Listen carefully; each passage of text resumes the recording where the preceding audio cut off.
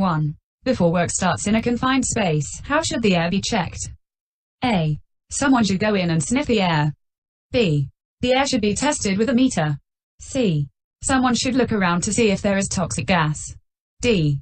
The air should be tested with a match to see if it stays alight. The correct answer is B. The air should be tested with a meter. Question 2. When planning possible work in a confined space, what should be the first consideration? A. How long the job will take. B. To avoid the need for operatives to enter the space. C. How many operatives will be required? D. Personal protective equipment, PPE. The correct answer is B. To avoid the need for operatives to enter the space. Question 3. You are working on a flat roof. What is the best way to stop yourself falling over the edge? A. Put a large warning sign at the edge of the roof. B. Ask someone to watch you and shout when you get too close to the edge. C. Protect the edge with a guardrail and toe board. D. Use red and white tape to mark the edge. The correct answer is C. Protect the edge with a guardrail and toe board. Question 4. You find that you cannot do a job as the method statement says you should. What do you do? A. Make up your own way of doing the job. B. Do not start work until you have talked with your supervisor. C. Ask your workmates how they think you should do the job. D. Contact the Health and Safety Executive HSE. The correct answer is B. Do not start work until you have talked with your supervisor. Question 5. Which of the following precautions should be taken to prevent a dumper from falling into an excavation when tipping material into it? A. Dumpers kept 5 meters away from the excavation. B. Stop blocks provided parallel to the trench appropriate to the vehicle's wheel size. C. Dumper drivers required to judge the distance carefully or given stop signals by another person. D. Cones or signage erected to indicate safe tipping point. The correct answer is B. Stop blocks provided parallel to the trench appropriate to the vehicle's wheel size. Question 6. Which one of the following factors must be considered when providing first aid facilities on site? A. The cost of first aid equipment. B. The hazards, risks and nature of the work carried out. C. The difficulty in finding time to purchase the necessary equipment. D. The space in the site office to store the necessary equipment. The correct answer is B. The hazards, risks and nature of the work carried out. Question 7. Why should you try to use battery-powered tools rather than electrical ones? A. They are cheaper to run. B. They will not give you an electric shock. C. They will not give you hand-arm vibration. D. They do not need to be tested or serviced. The correct answer is B. They will not give you an electric shock. Question 8. The monitoring and controlling of health and safety procedures can be either proactive or reactive. Proactive monitoring means A. Ensuring that staff always do the work that they have been instructed to do safely. B. Deciding how to prevent accidents similar to those that have already occurred. C. Looking at the work to be done, what could go wrong and how it could be done safely. D. Checking that all staff read and understand all health and safety notices. The correct answer is C. Looking at the work to be done, what could go wrong and how it could be done safely. Question 9. On building sites, the recommended safe voltage for electrical equipment is. Mark 1 answer. A. 12 volts. B. 24 volts. C. 110 volts. D. 230 volts. The correct answer is C. 110 volts. Question 10. How should cylinders containing liquefied petroleum gas (LPG) be stored on site? A. In a locked cellar with clear warning signs. B. In a locked, external compound at least 3 meters from any oxygen cylinders. C. Within a secure storage container. D. Covered by a tarpaulin to shield the compressed cylinder from sunlight. The correct answer is B. In a locked, external compound at least 3 meters from any oxygen cylinders. Question 11. You are working in a confined space when you notice the smell of bad eggs. This smell is a sign of A. Hydrogen sulfide. B. Oxygen. C. Methane. D. Carbon dioxide. The correct answer is A. Hydrogen sulfide. Question 12. What danger is created by excessive oxygen in a confined space? A. Increase in breathing rate of workers. B. Increased flammability of combustible materials. C. Increased working time inside work area. D. False sense of security. The correct answer is B. increased flammability of combustible materials. Question 13. You're in a deep trench. A lorry backs up to the trench and the engine is left running. What should you do? A. Put on ear defenders to cut out the engine noise. B. Ignore the problem, the lorry will soon drive away. C. See if there is a toxic gas meter in the trench. D. Get out of the trench quickly. The correct answer is D. Get out of the trench quickly. Question 14. What must happen each time a shift starts work in an excavation? Mark 1 answer. A. Someone must go in and sniff the air to see if it is safe. B. Competent person must inspect the excavation. C. Supervisor should stay in the excavation for the first hour. D. Supervisor should watch from the top for the first hour. The correct answer is B. Competent person must inspect the excavation. Question 15. You're about to start a job. How will you know if it needs a permit to work? A. Other workers will tell you. B. The Health and Safety Executive HSE will tell you. C. You will not be allowed to start until the permit to work has been issued. D. You don't need to know, as permits to work only affect managers. The correct answer is C. You will not be allowed to start until the permit to work has been issued. Question 16. You are working in a confined space. If the permit to work runs out before you can finish the job, you should A. Carry on working until the job is finished. B. Hand the permit over to the next shift. C. Ask your supervisor to change the date on the permit. D. Leave the confined space before the permit runs out. The correct answer is D. Leave the confined space before the permit runs out. Question 17. If you have to work at height in a cherry picker over or near to deep water, which following item of personal protective equipment (PPE) must you be wearing? Mark 1 answer. A. Wellington boots. B. Life jacket. C. Full face respirator. D. Full body harness. The correct answer is B. Life jacket. Question 18. A mobile tower scaffold must not be used on. Mark 1 answer. A. Soft or uneven ground. B. A paved patio. C. An asphalt road. D. A smooth concrete path. The correct answer is A. Soft or uneven ground. Question 19. You need to use a mobile tower scaffold. The wheel brakes do not work. What should you do? A. Use some wood to wedge the wheels and stop them moving. B. Do not use a tower. C. Only use the tower if the floor is level. D. Get someone to hold the tower while you use it. The correct answer is B. Do not use the tower. Question 20. A crane has to do a difficult lift. The signaller asks you to help, but you are not trained in plant signals. What should you do? A. Politely refuse and explain you don't know how to signal. B. Start giving signals to the crane driver. C. Only help if the signaller really can't manage alone. D. Ask the signaller to show you what signals to use. The correct answer is A. Politely refuse and explain you don't know how to signal. Question 21. The minimum level of first aid cover required at any workplace is an appointed person. Which of the following would you expect the appointed person to carry out? A. Provide most of the care normally carried out by a first aider. B. Provide all of the care normally provided by a first aider. C. Contact the emergency services and direct them to the scene of an accident. D. Only apply splints to broken bones. The correct answer is C. Contact the emergency services and direct them to the scene of an accident. Question 22. Why may a young person be more at risk of having accidents? A. Legislation does not apply to anyone under 18 years of age. B. They are usually left to work alone to gain experience. C. They have less experience and may not recognize danger or understand fully what could go wrong. D. There is no legal duty to provide them with personal protective equipment (PPE). The correct answer is C. They have less experience and may not recognize danger or understand fully what could go wrong. Question 23. You need to use a 230-volt item of equipment. How should you protect yourself from an electric shock? A. Use a generator. B. Put up safety screens around you. C. Use a portable RCD residual current device. D. Wear rubber boots and gloves. The correct answer is C. Use a portable RCD residual current device. Question 24. You should use a RCD residual current device with 230-volt tools because it A. Lowers the voltage. B. Quickly cuts off the power if there is a fault. C. Makes the tool run at a safe speed. D. Saves energy and lowers costs.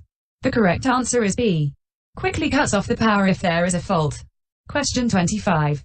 Which of these materials would you use a water fire extinguisher on? A. Paper, wood, textiles and solid materials. B. Flammable liquids such as gasoline. C. Combustible metals. D. Live electrical fires. The correct answer is A. Paper, wood, textiles and solid materials. Question 26. Before planning for anyone to enter a confined space, following the principles of prevention, what should be the first consideration of the manager or supervisor? A. Has the atmosphere in the confined space been tested? B. Has a safe means of access and egress been established? C. Is there an alternative method of doing the work? D. Have all who intend to enter the confined space been properly trained? The correct answer is C. Is there an alternative method of doing the work? Question 27. Why is it important that people are trained before they are allowed to go into a confined space? A.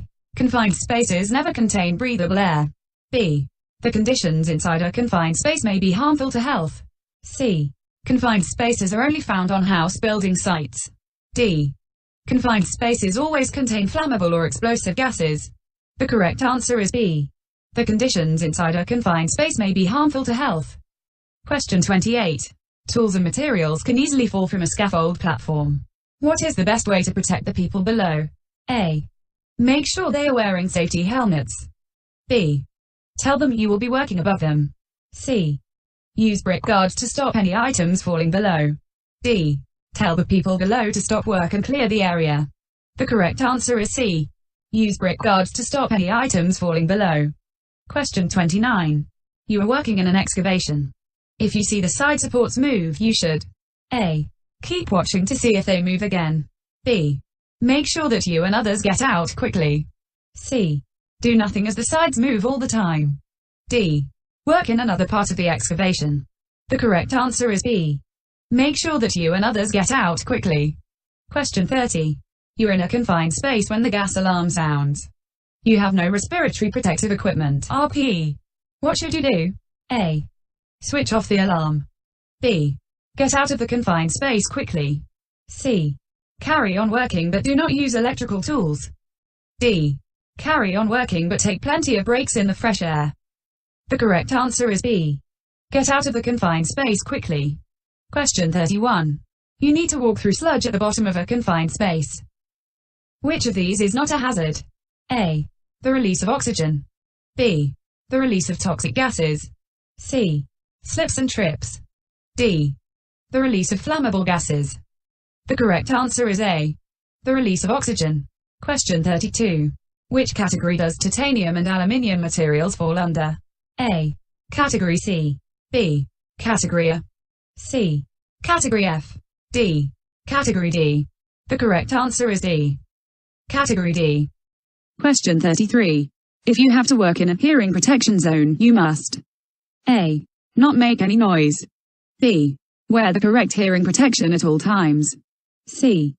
Take hearing protection with you in case you need to use it. D. Wear hearing protection if the noise gets too loud for you. The correct answer is B. Wear the correct hearing protection at all times. Question 34. If there is sludge at the bottom of a confined space, you should A. Go in and then step into the sludge to see how deep it is. B. Throw something into the sludge to see how deep it is. C. Put on a disposable face mask before you go in. D. Have the correct respiratory protective equipment, RPE, and training before you go in. The correct answer is D. Have the correct respiratory protective equipment, RPE, and training before you go in. Question 35. You're in a deep trench and start to feel dizzy. What should you do? A. Get out, let your head clear and then go back in again. B. Carry on working and hope that the feeling will go away. C. Make sure that you and any others get out quickly and report it. D. Sit down in the trench and take a rest. The correct answer is C. Make sure that you and any others get out quickly and report it. Question 36. When must an accident be recorded in the site's accident book? A. Only when an accident causes injury to a worker while at work. B. Only when a person is injured and will be off work for more than 3 days. C. Only when an accident causes damage to plant or equipment. D. Only when a person breaks a major bone or is concussed. The correct answer is A. Only when an accident causes injury to a worker while at work. Question 37. Which of these does not have to be recorded in the accident book? A. Your national insurance number. B. The date and time of your accident. C. Details of your injury. D. Your home address. The correct answer is A. Your national insurance number. Question 38. When must you record an accident in the accident book? A. If you are injured in any way. B. Only if you have to be off work. C. Only if you have suffered a broken bone. D. Only if you have to go to hospital. The correct answer is A. If you are injured in any way. Question 39. A confined space is defined as A. Having limited way out. B. Not designed for continuous occupancy. C. Open space. D. All of the above. The correct answer is A. Having limited way out. Question 40. In an emergency, an assembly point is A. Site manager's office. B. Place of the incident or accident. C. Welfare facilities. D. Specified place to gather after an evacuation. The correct answer is D. Specified place to gather after an evacuation. Question 41. You can help prevent accidents by A. Reporting unsafe working conditions. B. Becoming a first aider. C. Knowing where the first aid kit is kept. D. Knowing how to get help quickly. The correct answer is A. Reporting unsafe working conditions. Question 42. What is a toolbox talk? A. A short training session on a particular safety topic. B. A talk that tells you where to buy tools. C. Your first training session when you arrive on site. D. A sales talk given by a tool supplier. The correct answer is A. A short training session on a particular safety topic. Question 43. How would you expect to find out about site health and safety rules when you first arrive on site? A. During site induction. B. In a letter sent to your home. C. By reading your employer's health and safety policy. D. By asking others on the site. The correct answer is A. During site induction. Question 44. When is it advisable to take precautions to prevent the fall of persons, plant or materials into an excavation? A. At all times. B. When the excavation is 2 meters or more deep. C. When the excavation is 1.2 meters or more deep. D. When there is a risk from an underground cable or other service. The correct answer is A. At all times. Question 45. You need to stack materials on a working platform. What is the best way to stop him falling over the toe board? A. Fit brick guards or netting to the edge. B. Put a warning sign on the stack. C. Build the stack so that it leans away from the edge. D. Cover the stack with polythene. The correct answer is A. Fit brick guards or netting to the edge. Question 46. When using a CO2 fire extinguisher, you should be aware that the nozzle will become A. Very hot. B. Very cold. C. Warm. D. Slightly cold. The correct answer is B. Very cold. Question 47. Which color coding does foam fire extinguishers fall under? A. Red. B. Blue. C. Cream. D. Black. The correct answer is C. Cream. Question 48. The color coding for a dry powder fire extinguisher is A. Blue. B. Cream. C. Red. D. Black. The correct answer is A. Blue. Question 49. Which 2 types of fire extinguishers should you avoid using in confined spaces? Choose 2 answers. A. Dry powder. B. Water. C. CO2. D. Foam. E. Wet chemical. The correct answer is A and C. Dry powder and CO2. Question 50. Which of these fire extinguisher is most suitable for electrical fires? A. CO2. B. Water. C. Wet chemical. D. Foam. The correct answer is A. CO2. Question 51. Which of the following is not a class of material? A. Wood. B. Paper. C. Propane. D. Plastic. The correct answer is C. Propane. Question 52. You are in a confined space. If the level of oxygen drops, A. Your hearing could be affected. B. There is a high risk of fire or explosion. C. You could become unconscious. D. You might get dehydrated. The correct answer is C. You could become unconscious. Question 53. Which types of fire extinguishers were designed specifically for tackling Class F fires? A. CO2 fire extinguishers. B. Dry powder fire extinguishers. C. Wet chemical fire extinguishers. D. Water fire extinguishers. The correct answer is C. Wet chemical fire extinguishers. Question 54. Besides a CO2 fire extinguisher, which type of fire extinguisher can you use on electrical fires? A. Wet chemical fire extinguisher. B. Foam fire extinguisher. C. Dry powder fire extinguisher. D. Water fire extinguisher. The correct answer is C. Dry powder fire extinguisher. Question 55. The main cause of death when people have to work in a confined space is A. The presence of methane gas. B. Inadequate emergency rescue plan and equipment in place. C. The disturbance of sludge. D. Too much oxygen. The correct answer is B. Inadequate emergency rescue plan and equipment in place. Question 56. You are in a confined space. If the level of oxygen drops, A. There is a high risk of fire or explosion. B. Your hearing could be affected. C. You could become unconscious. D. You might get dehydrated. The correct answer is C. You could become unconscious. Question 57. You are in a deep trench and start to feel dizzy. What should you do? A. Carry on working and hope that the feeling will go away. B. Sit down in the trench and take a rest. C. Get out, let your head clear and then go back in again. D. Make sure that you and any others get out quickly and report it. The correct answer is D. Make sure that you and any others get out quickly and report it. Question 58. You are working in a confined space when you notice the smell of bad eggs. This smell is a sign of A. Oxygen. B. Hydrogen sulfide. C. Methane. D. CO2. The correct answer is B. Hydrogen sulfide. Question 59. You are working in an excavation. If you see the side supports move, you should A. Do nothing as the sides move all the time. B. Work in another part of the excavation. C. Keep watching to see if they move again. D. Make sure that you and others get out quickly. The correct answer is D. Make sure that you and others get out quickly. Question 60. If you see a dumper being driven too fast, you should A. Keep out of its way and report the matter. B. Try to catch the dumper and speak to the driver. C. Report the matter to the police. D. Do nothing. Dumpers are allowed to go above the site speed limit. The correct answer is A. Keep out of its way and report the matter. Question 61. You need to walk through sludge at the bottom of a confined space. Which of these is not a hazard? A. The release of oxygen. B. The release of toxic gases.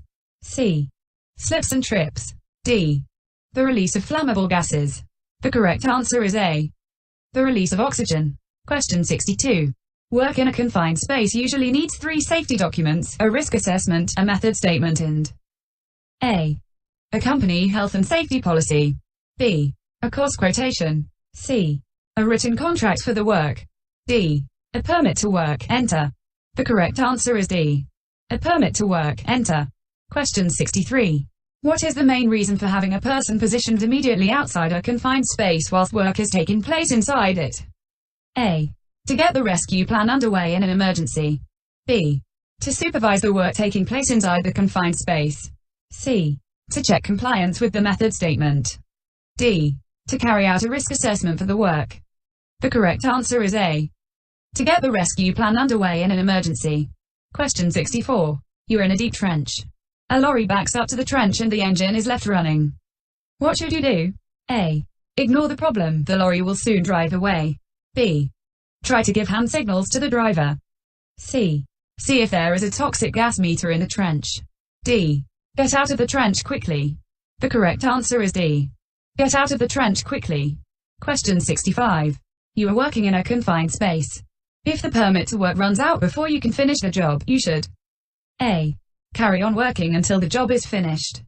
B. Hand the permit over to the next shift. C. Ask your supervisor for a new permit. D. Carry on working until the job is finished. The correct answer is C. Ask your supervisor for a new permit. Question 66. Why is it important that people are trained before they are allowed to go into a confined space? A. The conditions inside a confined space may be harmful to health. B. Confined spaces always contain flammable or explosive gases. C. Confined spaces are only found on house building sites. D. Confined spaces never contain breathable air. The correct answer is A. The conditions inside a confined space may be harmful to health.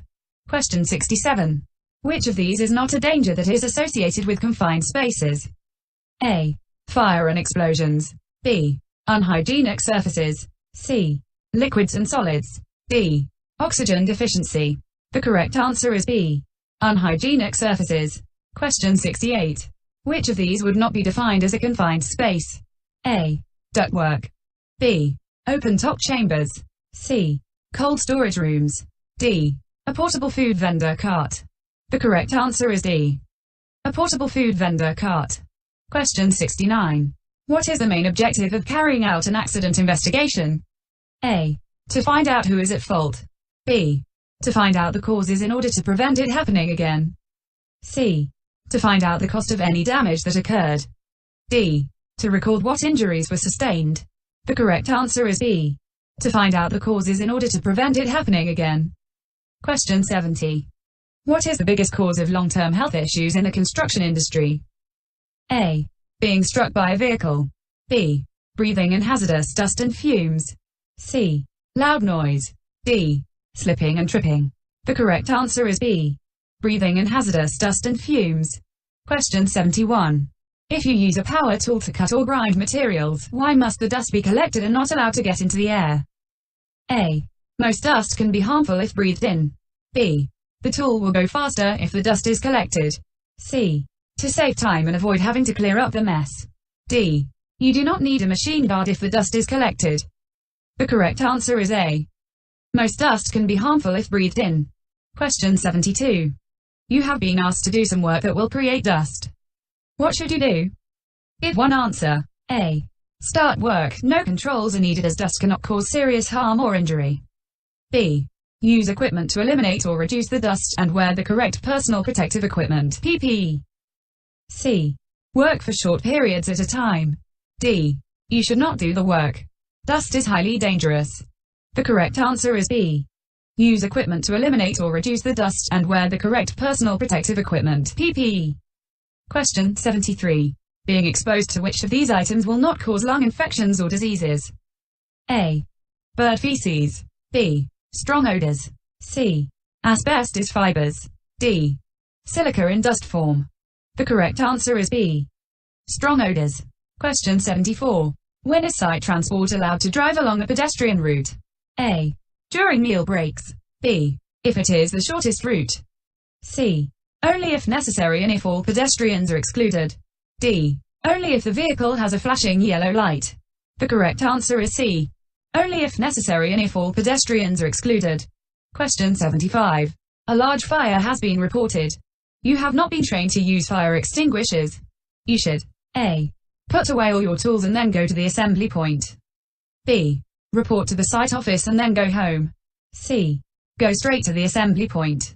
D. Leave work for the day. The correct answer is C. Go straight to the assembly point. Question 76. If you discover a fire, the first thing you should do is A. Put your tools away. B. Finish what you are doing, if it is safe to do so. C. Try to put out the fires. D. Raise the alarm. The correct answer is D. Raise the alarm. Question 77. How would you expect to be told about the site traffic rules? A. During site induction. B. By a health and safety executive HSE inspector. C. By a note on a notice board. D. In a letter sent to your home. The correct answer is A. During site induction. Question 78. You see a driver refueling an excavator. Most of the diesel is spilling onto the ground. What is the first thing you should do? A. Tell your supervisor the next time you see them. B. Tell the driver immediately. C. Look for a spillage kit immediately. D. Do nothing, the diesel will eventually seep into the ground. The correct answer is B. Tell the driver immediately. Question 79. An excavator has just stopped work. Liquid is dripping and forming a small pool under the back of the machine. What could this mean? A. It is normal for fluids to vent after the machine stops. B. The machine is hot so the diesel has expanded and overflowed. C. Someone put too much diesel into the machine before it started work. D. The machine has a leak and could be unsafe. The correct answer is D. The machine has a leak and could be unsafe. Question 80. An excavation must be supported if A. It is more than 1.2 meters deep. B. It is more than 5 meters deep. C. There is a risk of the sides falling in. D. Any buried surfaces cross the excavation. The correct answer is C. There is a risk of the sides falling in. Question 81. A forklift truck is blocking the way to where you want to go on site. It is lifting materials onto a scaffold. What should you do? A. Only walk under the raised load if you're wearing a safety helmet. B. Catch the driver's attention and then walk under the raised load. C. Start to run so that you are not under the load for very long. D. Wait or go around but never walk under a raised load. The correct answer is D. Wait or go around but never walk under a raised load. Question 82. You must not walk behind a lorry when it is reversing because A. Most lorries are not fitted with mirrors. B. The driver is unlikely to know you are there. C. Most lorry drivers aren't very good at reversing. D. You will need to run, not walk, to get past it in time. The correct answer is B. The driver is unlikely to know you are there. Question 83.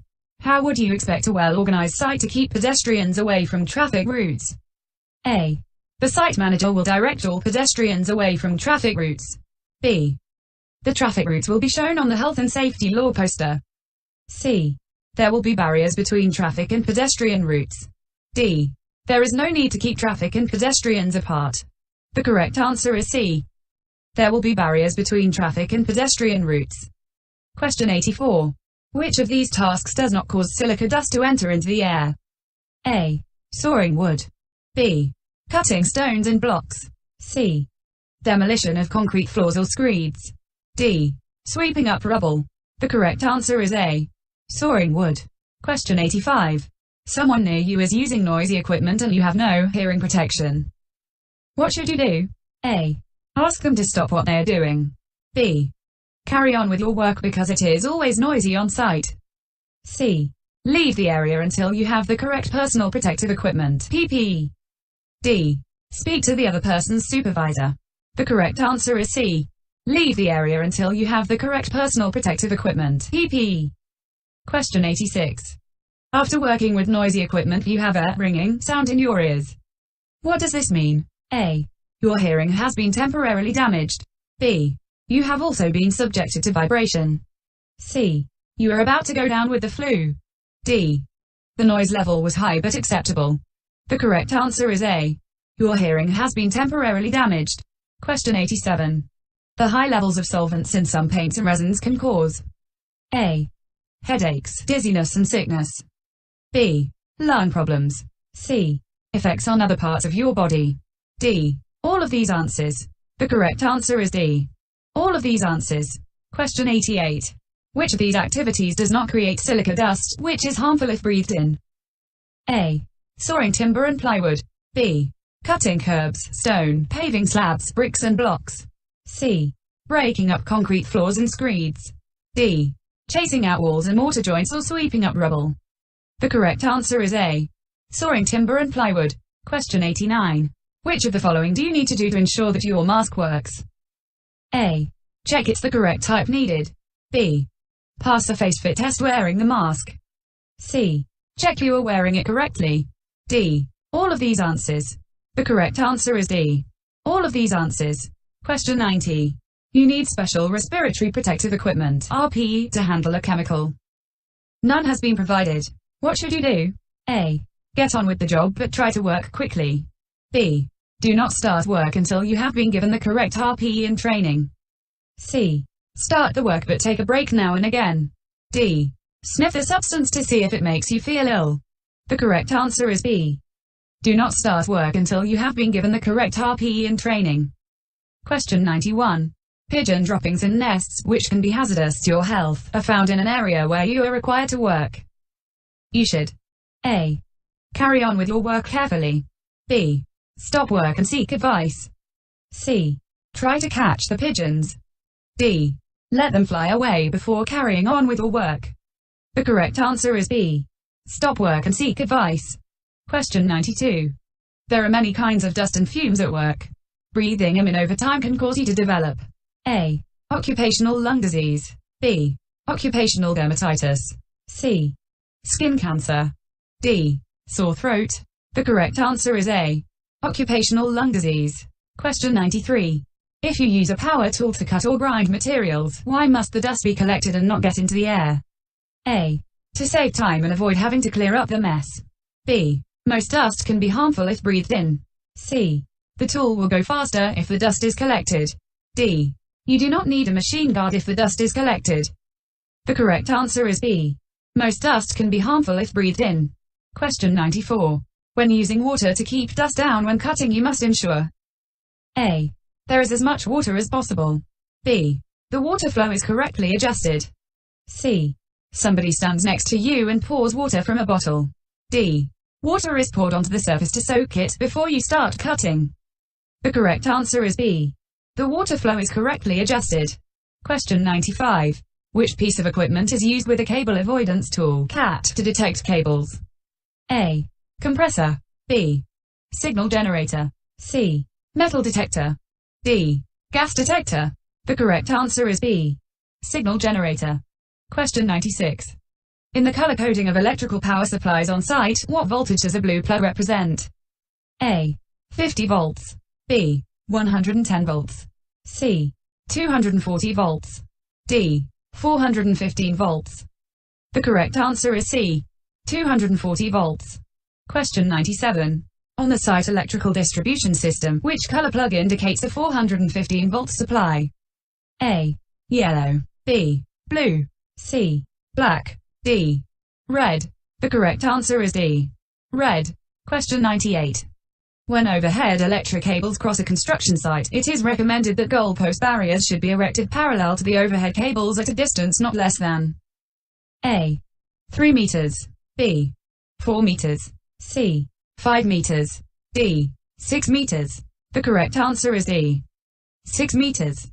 Question 99. Which of the following is a significant hazard when excavating alongside a building or structure? A. Undermining or weakening the foundations of the building. B. Noise and vibration affecting the occupiers of the building. C. Excavating too deep in soft ground.